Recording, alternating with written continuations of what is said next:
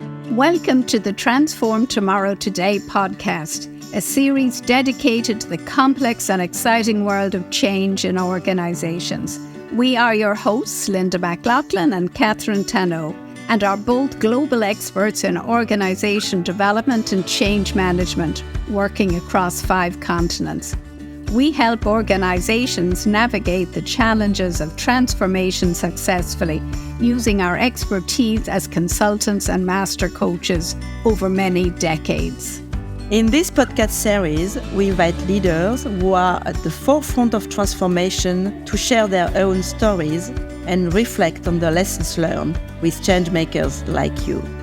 Following each interview, we analyze the case and summarize the key messages and takeaways.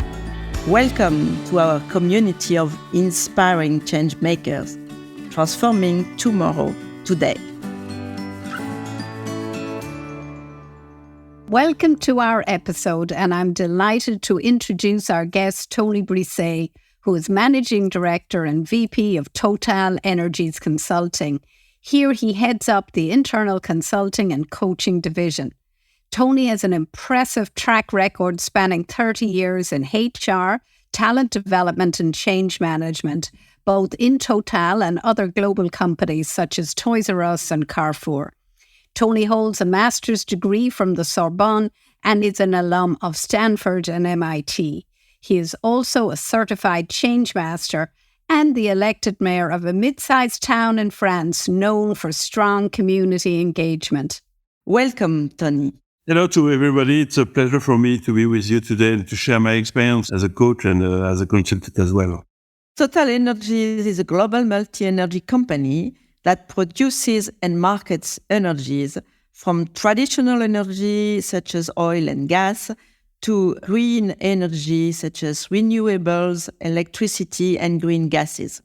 They employ over 100,000 people in more than 130 countries, and they generated a revenue of $280 billion in 2022. As a major player in energy transition, TotalEnergies' ambition is to reinvent the way energy is produced and consumed to get the net zero by 2050 and to resolve the climate challenges with society at large. Let's discover how you are combining change management and coaching to create sustainable change at TotalEnergies. Can you share with us the one thing you are most proud of? I'm very proud of including professional coach within the transformation program and all the mission we have in place to help the managers to succeed in their transformation. So this is a real innovation in the way we are working all together with the team. That is to say, having a team in charge of helping the ManCom members and the team to succeed in the change, and adding professional coach to help individually managers to be part of this change. It's a great success today for us. That's quite an innovation because it's really quite a traditional industry you're working in. So how did you manage to make that happen? What were the main obstacles? We managed to do it. I will give you a few words to do it, and don't be afraid about changing the things even in the way we are managing this kind of mission. The few words are just do it. That is to say, if we wait for a kind of commitment of the management on using coaching, I'm one of the top managers of TotalEnergies. Most of them, they don't know exactly what we can do with coaching.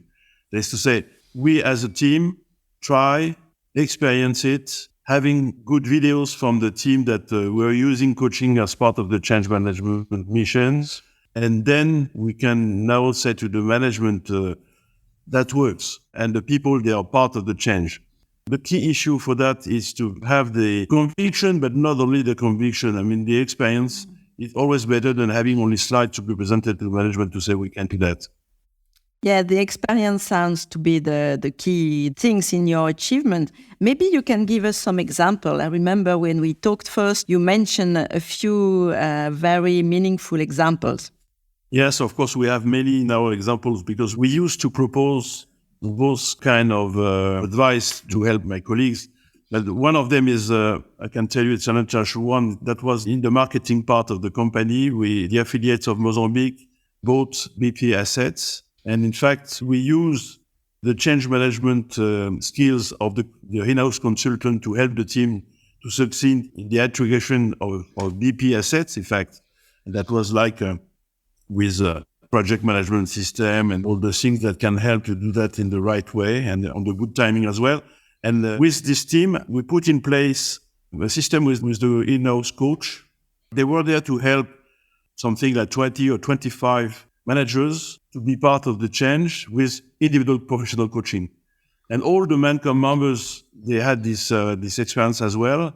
And at the end, we can tell you the testimony of all the team was to say, we did the thing in a different way because it's not the same to have individual coaching in a team without any global and collective engagement, and to have this global project, all the affiliate project, and let's say a collective target, including the way we are coaching the people individually. So that's what amazing. And the good feedback we had from the MDs at the time was, in fact, she was able to say to the team, we are going to create a new team.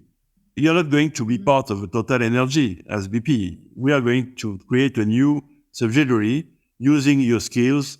That means the intervention of the in-house coach that helps to have a better inclusion of people as well. That was a key result of that wonderful mission for us. That's impressive. That sounds amazing, Tony. And you've mentioned your internal coaches a couple of times. Can you share with us how you select them and how you manage them, how you train them? It's quite a good and very important question. They are all coming from all the branches of the company. Some of them were trained before coming, and some of them are going to be trained because they are part of this team. But the selection is the same as the one we did for external coaches as well. That means we have a process. We ask them sometime to send me some videos of what they did as a coach. And of course, the main issue for us is to feel that they are themselves aligned and ready to coach people, and not only having some training only. Becoming a coach, for me, that was the case for me. It's more a passion than really a job. I mean, so that means if you are not totally clear with yourself, it's quite difficult to become a coach, and in particular, in-house coach. How do the in-house coaches work with the external coaches? The interest of having this team is to help external coaches to know and to understand what is the culture and what is the mood of the mission. That means we are just sharing during mission what we do, and the in-house coach, they help the external coach to have a better understanding of that. So that means we are talking about coach, talking about in-house or external is the same. So there's no, and the deontology of all the system is key as well. It's a pleasure for us to help external coach to help us because it's a small team. So we need to work with external coach, of course. And it's quite unique what you have done to mix and to combine the coaching and change management together. Any obstacle from the team of internal consultants or from the managers? What do you face in the field while you are doing that? Yes, of course, at the beginning, the in-house consultant, they were thinking that we are going to help and develop more the coaching than the consultant as well. The issue was to share with them and to experience with them the fact that there is a complementary way of doing the things when we are helping an affiliate to transform and then to help the managers to transform themselves. In fact. So that means today there is no question on that. I mean, the consultant, they are selling to their customers the fact that we need to have some in-house coach or external coach as well in the mission, because we let the choice between in-house and external all the time. There is no way to letting the check. It's part of the deontology of the coaching, in fact. So that today there is no more question on that. It's part of the added value of this team. How did you kind of market the concept of coaching? Because I'm sure for many of your professionals, it was a very new concept, maybe a bit scary. Yeah, sure. Most of the time, the people, they don't know exactly when we are talking about coaching. So it's a huge issue. But we developed the in-house coaching with the help of saying to the management, we are doing that for collective performance. That is to say, we are not really talking about individual coaching, but we said, we need to transform. The company there's a huge transformation within the company, and the management and the human part of the transformation is key as well. If the people are not in, that's going to be tough to transform the company. So for sure, we said we are going to help people to transform, to think about their roadmaps, about the where they are going to implement the new strategy of the company. And we are going to add in-house coach or external coach, coaching to help the manager to have a better understanding of who you are and to develop their impacts on the others. When you do that, there is no issue but individual coaching. The top managers, they are most in the way of thinking that you are working for the collective issue first. There is no miracle. Some managers, they consider that because they are going to send you a coach, the miracle is coming. There is no issue with that. So it's a better understanding of what we can do with coaching. Great. And you mentioned also in our previous conversation that you had introduced a training also for leaders and executives about coaching skills. Can you comment on that? Yes, we are working on that to have an explanation of what we can do as a professional coach for helping the performance of people. All the managers that were coached before, most of the time there's no issue for them. But the coaching culture of the company is quite low today. We have the ambition to develop it. But that means you need to have this kind of pedagogy to explain that we are professional. And after this listening, questioning, and we are going to help the people to find out their own solutions. It's part of the difficult things to explain to people as well. Most of the time, when you are in a control style management of the company like we are, the people then consider that you're going to tell them what to do. So that means pedagogy is key in that case. Quite a big change. Yeah, it's a big change. And I'm intrigued, Tony, by what you're saying, because you're such a global company and very cross-cultural. How have you experienced the rollout of this program in terms of different geographies? Today we have again a mission, the same mission I told in Mozambique. We have the same one in India. There is consultant and coaching as well. Most of the coaching are going to be made by, video. So, we did that for 1,000 managers in Africa. We are going to start something in the US as well. My experience in Asia, in Africa before, etc., I can tell you that when you are a strong company like TotalEnergies, there is a kind of global management culture. And the cultural issue is key. But when we're talking about management, the people, they have the same cultures. As a coach, you have to listen differently, of course, because there is some issues and because you are trained to be without any judgment during the coaching session, there is no main difficulties. And the fact that we are in-house coaching helps because one of the key added value of in-house coach is to know the culture of the company. Even if the people are not French in class, it's not most of the team of TotalEnergies, they are outside French today. As coaches ourselves, it's really heartening to know that, coaching can be applicable anywhere and everywhere. And I'm wondering what else you'd use in terms of your change management portfolio. So coaching is obviously a key driver, but what other tools do you draw on? The tools within the company use for this kind of transformation, the first one is always the same in all the big companies, is training. That is to say, but you know better than me that training is something at 10% of the efficiency of the thing. So that means the two other main tools are to develop direction between people. One of the mission of the change management team that are coming in a new program or in a new mission is to develop collectively the interaction between people.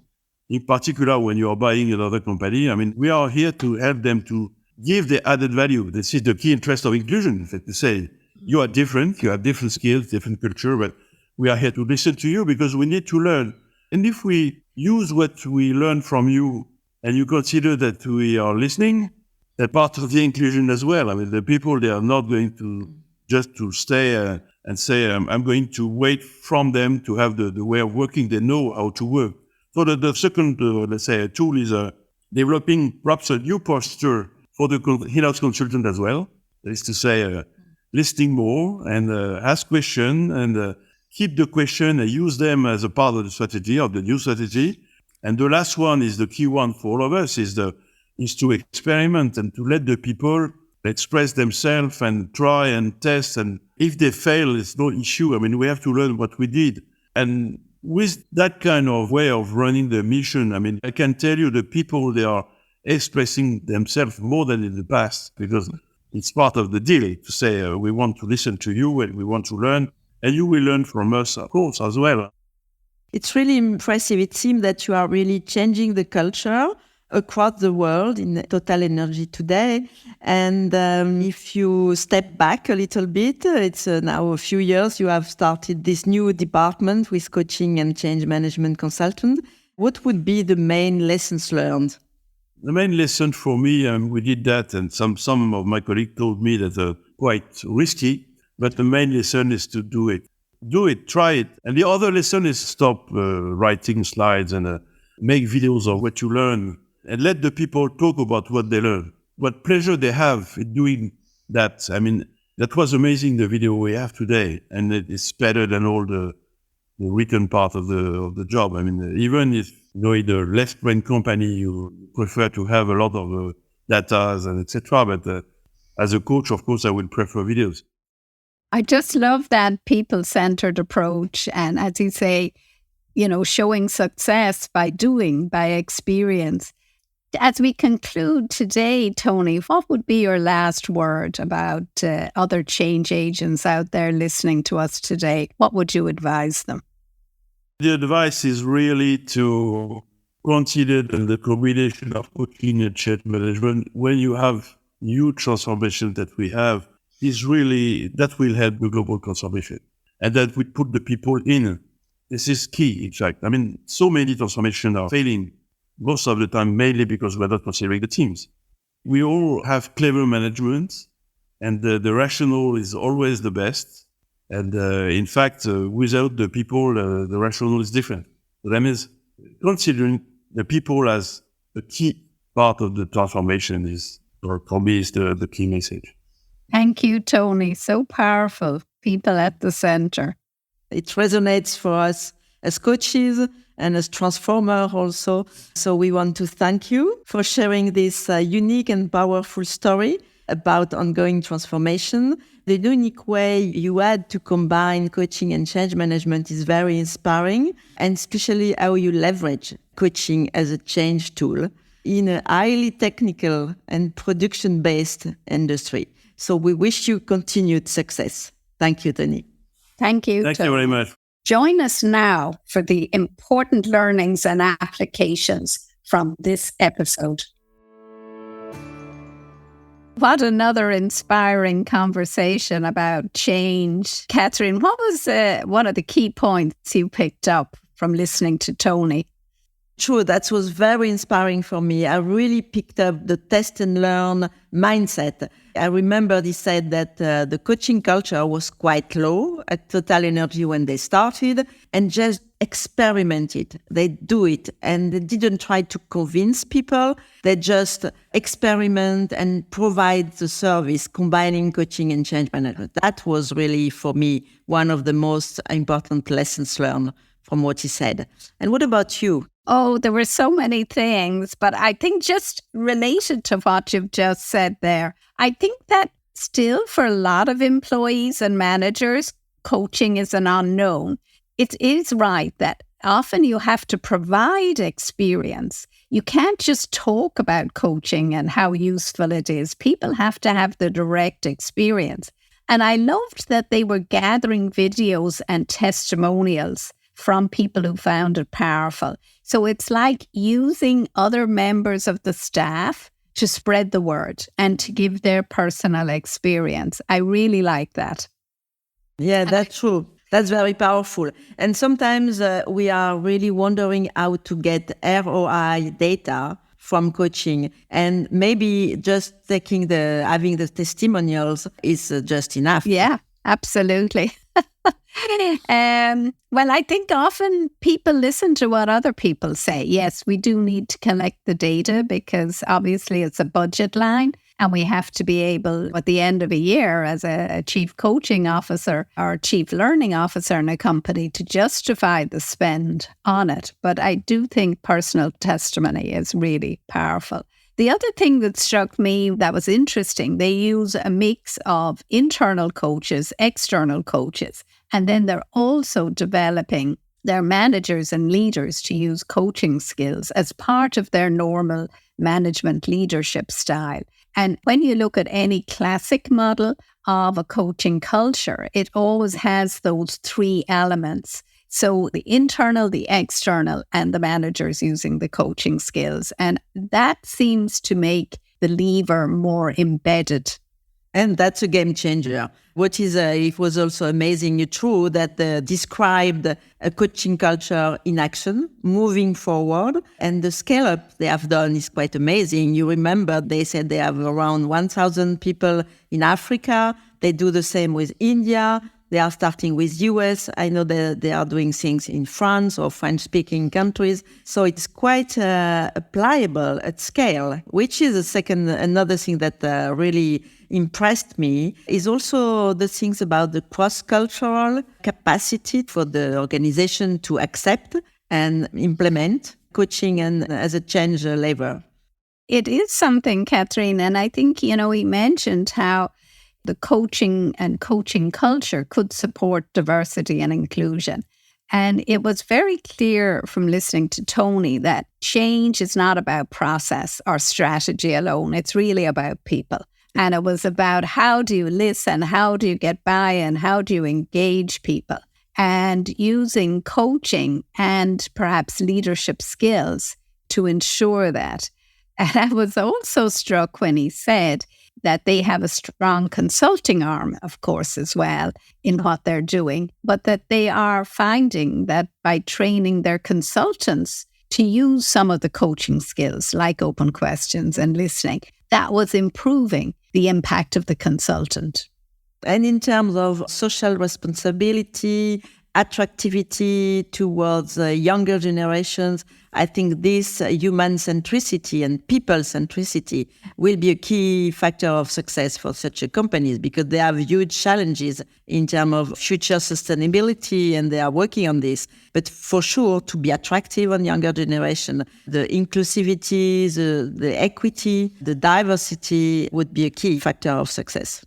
That is amazing. It seems coaching could tick all of those boxes and advance the agenda within TotalEnergies.